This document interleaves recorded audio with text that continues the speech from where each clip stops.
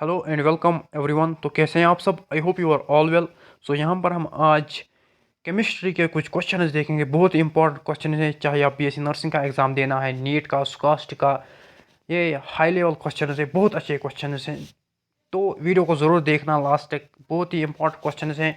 First question यहाँ पर आप देखो तो ये D and F block elements के क्वेश्चन हैं, क्योंकि वो बहुत ही अच्छा चैप्टर है। पिछले साल बीएससी नर्सिंग के लिए उसमें 2-4 क्वेश्चन आए थे। तो यहाँ पर हम स्टार्ट करते हैं क्वेश्चन नंबर 1 से। In which of the following pairs both the ions are coloured in aqueous solution. तो आपको बोलने हैं इन 4 ऑप्शन में से जो यहाँ पर इन लोगों ने दो दो स्पीशीज दिए हैं, इनमें से कलर्ड दोनों किस ऑप्शन में है। तो यहाँ पर आप देखना, अगर हम कलर की बात करें तो कलर के लिए यहाँ पर अनपियर्ड इलेक्ट्रॉन होने चाहिए। ओके, अनपियर्ड इलेक्ट्रॉन कलर के लिए होने चाहिए ज़रूरी। अगर हम स्कैंडियम 3 पॉजिटिव की बात करें, स्कैंडियम 3 पॉजिटिव की बात करें, पहले हम स्कैंडियम की बात करें। स्कैंडियम के इलेक्ट्रॉनिक कॉन्फ़िगरेशन है D1s2, तो इसमें 3 इलेक्ट्रॉन्स हुए। अगर हम स्कैंडियम 3 पॉजिटिव की बात करें, +3 ऑक्सीडेशन स्टेट है, तो हमको 3 इलेक्ट्रॉन्स लूज करने हैं। तो ये हो गया D0 सिस्टम, मीनस स्कैंडियम 3 पॉजिटिव में कोई भी अनपियर्ड इलेक्ट्रॉन नहीं है, तो ये कलर शो नहीं करेगा। तो ये एक ऑप्शन हो गया ख़त्म। दूसरे में भी स्कैंडियम 3 पॉजिटिव है, ये भी हो गया ख़त्म। अब बचते हैं दो ऑप्शन, निकल 2 पॉजिटिव, कॉपर पॉजिटिव, निकल 2 पॉजिटिव, टाइटेनियम 3 पॉजिटिव। निकल 2 पॉजिटिव दोनों में है, इस पर हम जाएंगे नहीं।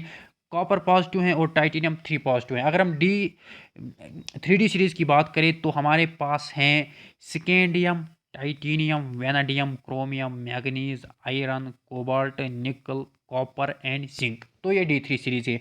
अब हम यहाँ पर अगर हम किसकी बात करें, टाइटेनियम 3 पॉजिटिव की बात करें, स्कैंडियम टाइटेनियम, तो टाइटेनियम यहाँ पर D2 सिस्टम है, D2s2 सिस्टम है। हमको 3 इलेक्ट्रॉन्स निकालने हैं क्योंकि +3 ऑक्सीडेशन स्टेट है। तो ये D1 सिस्टम रहेगा जब हम 3 इलेक्ट्रॉन्स यहाँ पर रिमूव करेंगे। D1 सिस्टम रहेगा, तो यहाँ पर अनपेयर्ड इलेक्ट्रॉन है, इसका मतलब यहाँ पर D ऑप्शन करेक्ट है। तो निकल 2 पॉजिटिव भी कलर शो करेगा क्योंकि इसमें अनपेयर्ड इलेक्ट्रॉन्स हैं। टाइटेनियम 3 पॉजिटिव भी कलर शो करेगा क्योंकि इसमें अनपेयर्ड इलेक्ट्रॉन्स हैं। नेक्स्ट क्वेश्चन की बात करें, which of the following is most stable in aqueous solution. इन स्टेबिलिटी देखनी है कि सबसे ज़्यादा स्टेबल कौन होगा। Manganese 2 positive, chromium 3 positive, vanadium 3 positive, titanium 3 positive. So d block और एफ ब्लॉक की अगर हम बात करें तो 3D सीरीज आपको याद होनी चाहिए। Scandium, titanium, vanadium, chromium, manganese, iron, cobalt, निकल, कॉपर, जिंक। तो मैग्नीज 2 पॉजिटिव आपको देखना है, मैग्नीज होता है D5s2 सिस्टम। जब हम दो इलेक्ट्रॉन्स निकालेंगे तो ये D3 सिस्टम रहेगा। ओके, D3 सिस्टम रहेगा। अगर हम यहाँ पर क्रोमियम 3 पॉजिटिव की बात करें या वेनेडियम 3 पॉजिटिव, तो इसी तरीके से आपको ये देखना है। तो यहाँ पर जो मोस्ट स्टेबल होता है वो होता है, आप यहाँ पर देख सकते हो। तो भाई यहाँ पर एक्सप्लेनेशन की बात करते हैं। देखो, ऐसी एक्सप्लेनेशन अन अकेडमी वाले भी नहीं देंगे, ना तो वेदांतु वाले, कोई भी ऐसी एक्सप्लेनेशन नहीं देगा। कुछ ट्यूशन सेंटर वाले ऐसे एक्सप्लेनेशन नहीं देते जब वो एमसीक्यूज कराते हैं।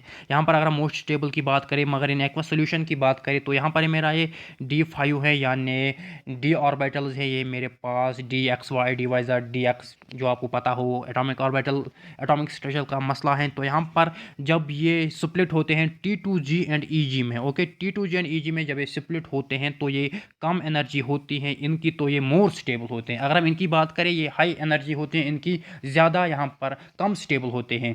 जिनकी एनर्जी कम होती है वो ज़्यादा स्टेबल होते हैं, जिनकी एनर्जी ज़्यादा होती है वो कम स्टेबल होते हैं। तो यहाँ पर ये स्टेबल हैं एज़ कम्पेयर टू दिस। अगर हम अब बात करें यहाँ पर मैग्नीज और क्रोमियम की, मैग्नीज 2 पॉजिटिव भी यहाँ पर मैग्नीज 2 पॉजिटिव की बात करें, ये D5 सिस्टम है।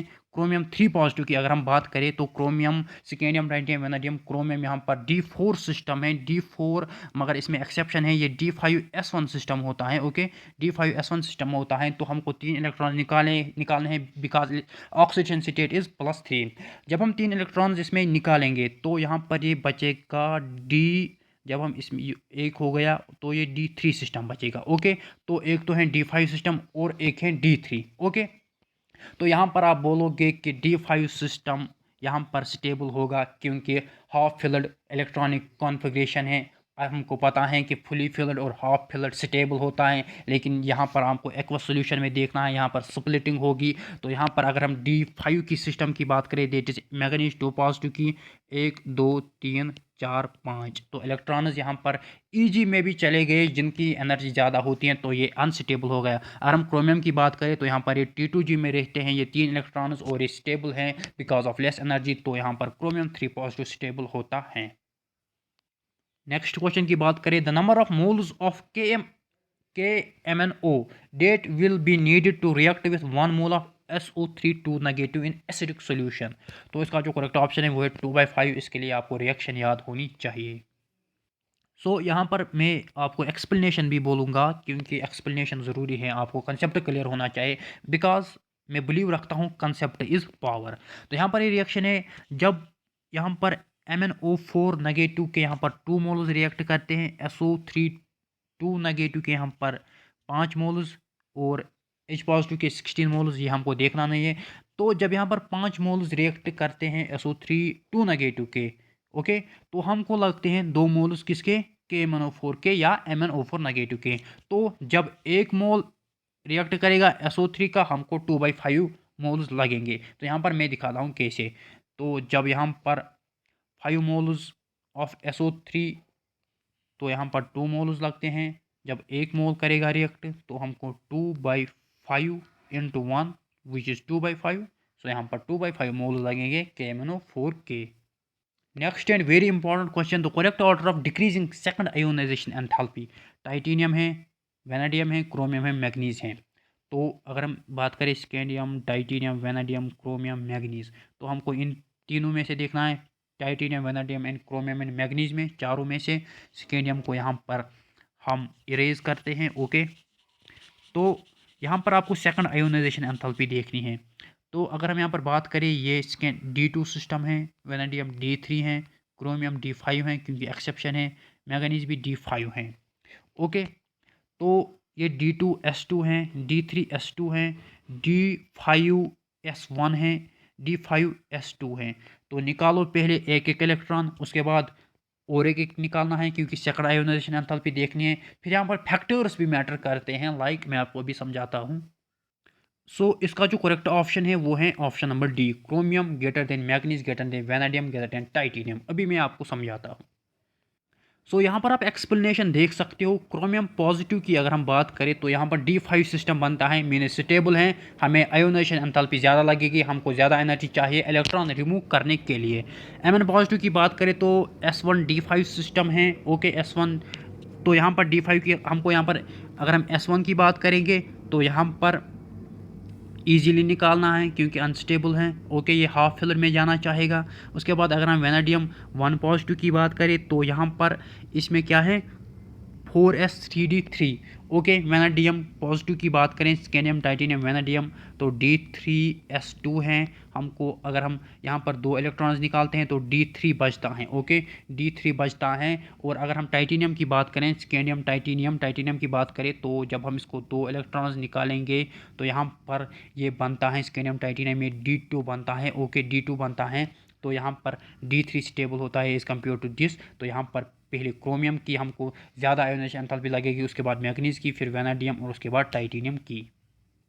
Next and very important question, which of the pairs have same ionic या एटॉमिक साइज। तो यहाँ पर जिरकोनियम और हाफनियम, ये तो पता होगा, ये तो बहुत ही फेमस क्वेश्चन है, चाहे आप नीट की बात करो, जेई की, IIT, इवन IIT में पूछा जाता है, जिरकोनियम हाफनियम का एटॉमिक साइज सेम होता है। क्यों? क्योंकि ये टेक्स्ट बुक का स्टेटमेंट है, क्योंकि because of lanthanoid contraction. Okay, अगर हम 3D सीरीज़ की बात करें, 4D सीरीज़ और 5D सीरीज़ की, ओके, जब हम जाएंगे 3D, 4D, 5D, तो यहाँ पर 4D और 5D सीरीज़ की अगर हम बात करें, इनका साइज़ नियरली सेम होता है because of lanthanoid contraction. 12th का ये इंपॉर्टेंट क्वेश्चन होता है बोर्ड्स के लिए, लेंथेनॉइड कंट्रैक्शन। नेक्स्ट क्वेश्चन की बात करते हैं, ऑर्डर ऑफ स्टेबिलिटी आपको देखना है। यही तो आपको याद क्या रखना है, 3D सीरीज आप याद करना, scandium, titanium, vanadium, chromium, manganese, iron, cobalt, निकल, कॉपर, जिंक। तो ये कोई मसला नहीं है, मैं यहाँ पर पूरा डी ब्लॉक क्या अभी मैं 1 मिनट में ये सारा बोल सकता हूँ, पीरियड टेबल, कोई मसला नहीं है याद करना। तो अगर हम यहाँ पर बात करते हैं मैग्नीज 2 पॉजिटिव की, तो मैग्नीज D5S2 होता है, तो यहाँ पर 2 पॉजिटिव है, ऑक्सीजन से 2 है, तो आपको S2 यहाँ पर ये 2 इलेक्ट्रॉन निकालते हैं, तो D5 सिस्टम बनता है। D5 यानी हाफ फिलर इलेक्ट्रॉनिक कॉन्फ़िगरेशन है, 5 यानी हाफ फिलड हैं। ओके, हाफ फिलड हैं। तो हाफ फिलड आपको पता होगा कि स्टेबिलिटी ये ज़्यादा होते हैं, ज़्यादा स्टेबल होते हैं, बिकॉज ऑफ आपको पता होगा कि ये एक्सचेंज ज़्यादा कर सकते हैं। तो इतना डीप में जाऊँगा नहीं। तो यहाँ पर MM2 पॉजिटिव सबसे ज़्यादा स्टेबल होगा, फिर Fe2 पॉजिटिव, उसके बाद Cr2 पॉजिटिव, उसके बाद CO2 positive. Next and important question है, इस तरीका क्वेश्चन पिछले साल आया था। Magnetic movement of 2.83 Bohr's magnetron is given by which of the following ion. आप यहाँ पर देख सकते हो, टाइटेनियम 3 पॉजिटिव है, निकल 2 पॉजिटिव है, क्रोमियम 3 पॉजिटिव है, मैग्नीज 2 पॉजिटिव है। तो यहाँ पर ट्रिक याद रखना, यहाँ पर आपको अगर दिखेगा मैग्नेटिक मूवमेंट 1 पॉइंट समथिंग तो 1 अनपेयर इलेक्ट्रॉन होगा। अगर आपको 2 पॉइंट समथिंग दिखेगा तो 2 अनपेड इलेक्ट्रॉन्स हो गए। अगर आपको 3 पॉइंट समथिंग दिखेगा तो 3 अनपेड इलेक्ट्रॉन्स दिखेंगे। तो यहाँ पर 2.8 थे, 2 पॉइंट समथिंग की बात, तो 2 अनपेड इलेक्ट्रॉन्स होंगे। तो वो आप देखो कि 2 अनपेड इलेक्ट्रॉन्स किस में हैं। ओके, और ये आप कमेंट्स में लिखना कि किस में है 2 अनपेड इलेक्ट्रॉन्स, तो उसी का मैग्नेटिक मोमेंट इतना होगा, तो वही इसका करेक्ट ऑप्शन है। तो देखना, टाइटेनियम 3 पॉजिटिव में बोलना कि कितने अनपेड इलेक्ट्रॉन्स हैं, कमेंट्स में लिखना। निकल 2 पॉजिटिव के बोलना कि कितने अनपेड हैं, सिमिलरली इन दो के, तो जिसमें 2 अनपेड इलेक्ट्रॉन्स हो गए वही इसका करेक्ट ऑप्शन है, तो कमेंट्स में बोलना। नेक्स्ट क्वेश्चन की बात करें, बहुत ही इंपॉर्टेंट क्वेश्चन है, नीट के लिए भी बहुत। अगर मैं आपको बोलूं कि जो ये क्वेश्चन है, मतलब मेरे पास अल्फाज नहीं है कितने अच्छे क्वेश्चन है। मुझे इतनी उम्मीद नहीं थी कि इतने अच्छे क्वेश्चन यहाँ से निकलेंगे। बहुत ही अच्छे क्वेश्चन है, चाहे आप नीट की प्रिपरेशन कर रहे हो, जेई की या BSc नर्सिंग की, ज़बरदस्त क्वेश्चन है। आप देखना इन्हीं में से क्वेश्चन निकलेगा। KMNO की अगर हम बात करें तो कलर किस वजह से हैं इसमें, तो यहाँ पर अगर आप जब हम कलर की बात करते हैं तो हम सीधे DD ट्रांजिशन की तरफ जाते हैं कि DD ट्रांजिशन हो रहा है। तो अगर हम बात करें यहाँ पर, तो जब ये स्प्लिट होता है T2G एंड EG में, तो यहाँ पर जब वैलेंस इलेक्ट्रॉन होता है, एक अनपेड इलेक्ट्रॉन होता है, तो जब एक्साइटेशन होती है तो उसी की वजह से कलर होता है, तो उसको हम DD ट्रांजिशन कहते हैं। तो आप ऑप्शन लगाओगे DD ट्रांजिशन, मगर गलत गलत गलत। यहाँ पर जो कलर होता है वो चार्ज ट्रांसफर की वजह से होता है। बहुत ही इंपॉर्टेंट क्वेश्चन है, खासकर नीट के लिए इंपॉर्टेंट क्वेश्चन है। नेक्स्ट क्वेश्चन की बात करेंगे तो ये भी इंपॉर्टेंट क्वेश्चन है। What I can say, date these are the important questions for your exam. I am just loving these questions. You see the question number 17, the electronic configuration of Cu2 positive is 3d9, whereas date of Cu1 positive is 3d10. So here you can see date Cu2 positive, its electronic configuration is 3d9. Okay, 3d9, and Cu1 positive is की जो electronic configuration है it is 3d10। तो यहाँ पर जब आप देखोगे D9 और D10 है, तो यहाँ पर बच्चे गलती करेंगे, सीधे D10 को मानेंगे क्योंकि फिलड इलेक्ट्रॉनिक कॉन्फ़िगरेशन है। बोलेंगे हमें पता है कि हाफ फिलड और फुली फिलड जो इलेक्ट्रॉनिक कॉन्फ़िगरेशंस होती हैं they are stable. We know it very well that the half filled and complete filled electronic configurations are stable. But here another concept arises. Here you will see, if we D9 and D10 यहाँ पर हैं, तो यहाँ पर आप D10 की तरफ जाओगे, मगर इसका ऑप्शन है यहाँ पर D9, that is Cu1 positive is more stable because यहाँ पर हाइड्रेशन का मसला होता है, हाइड्रेशन एनर्जी का। सो यहाँ पर अगर आप बात करोगे Cu2 पॉजिटिव जो कि D9 सिस्टम है, आप बोलोगे कि D9 सिस्टम स्टेबल नहीं होगा D10 से, लेकिन यहाँ पर D9 ही सिस्टम स्टेबल है because of hydration energy, hydration इसमें ज़्यादा होती है। नेक्स्ट क्वेश्चन है यहाँ पर और इम्पॉर्टेंट क्वेश्चन है, anomalous electronic configuration in 3D series are. Anomalous यानी एक्सेप्शन, इनऑर्गेनिक में तो एक्सेप्शन आपको मिलेगी। तो यहाँ पर अगर हम बात करें 3D सीरीज की, scandium, titanium, vanadium, chromium, manganese, iron, cobalt, निकल, कॉपर, जिंक। तो यहाँ पर एक एक्सेप्शन क्रोमियम होती हैं और एक एक्सेप्शन कॉपर होती हैं। ओके, क्रोमियम की बात करें, होना चाहिए D4S2, मगर यहाँ पर क्या होता है, S का एक इलेक्ट्रॉन D में चला जाता है क्योंकि इसको D5 बनाना है, हाफ फिल बनाना है, स्टेबल है हाफ फिल और S1, तो ये एक्सेप्शन है। और यहाँ पर होना चाहिए कॉपर का D9। ओके, D9S2, मगर यहाँ पर भी S का इलेक्ट्रॉन D में चला जाता है तो बनता है D10S1 फिल होने के लिए। तो फिलड और हाफ फिलड स्टेबल होते हैं जो मैंने बोला, तो यहाँ पर इसका ऑप्शन D करेक्ट हुआ। नेक्स्ट क्वेश्चन की बात करें, ये तो आपको पता होगा, which are the following D block elements are not regarded transition elements. तो यहाँ पर जो ये डी ब्लॉक एलिमेंट्स हैं, इनमें यहाँ पर ऐसे 3 एलिमेंट्स हैं जिनको हम ट्रांजिशन एलिमेंट्स नहीं कहते हैं, और वो हैं zinc, cadmium, mercury. Zinc cadmium mercury एक ही ग्रुप में आते हैं, जिंक कैडमियम मरकरी। तो इसमें क्या होता है कि इसमें होता है ट्रांजिशन एलिमेंट्स, हम उन एलिमेंट्स को कहते हैं जिनमें या तो ग्राउंड स्टेट में, ओके, हाफ फिल्ड होना चाहिए डी ऑर्बिटल, या एक्साइटेड स्टेट में। अगर हम इन तीन की बात करें तो इन तीनों में ना ही तो ग्राउंड स्टेट में और ना ही तो एक्साइटेड स्टेट में यहाँ पर डी ऑर्बिटल हाफ फिल्ड होता है। वहाँ पर क्या होता है कि फुली फिल्ड होता है। अगर हम ग्राउंड स्टेट की बात करें तो तीनों में D10H2 होता है, D10H2 D10H2। अगर हम एक्साइटेड स्टेट की बात करें तो उसमें भी D10 होता है। अगर हम यहाँ पर इलेक्ट्रॉनिक कॉन्फ़िगरेशन की बात करें तो इसका जो करेक्ट ऑप्शन है वो है option number B. Next question यहाँ पर आप देख सकते हो। तो यहाँ पर कैटालिटिक एक्टिविटी की बात हो रही है। आपको पता होगा कि डी ब्लॉक एलिमेंट्स हम एज यूज़ करते हैं एज कैटालिस्ट हम यूज़ करते हैं।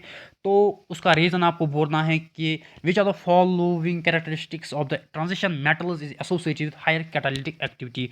सो ये वेरिएबल ऑक्सीजन स्टेट दिखाते हैं। ये भी आपको पता होगा कि D block elements variable oxidation state दिखाते हैं। इसकी वजह से ये कैटालिस्ट भी कैटालिटिक एक्टिविटी इनकी होती हैं।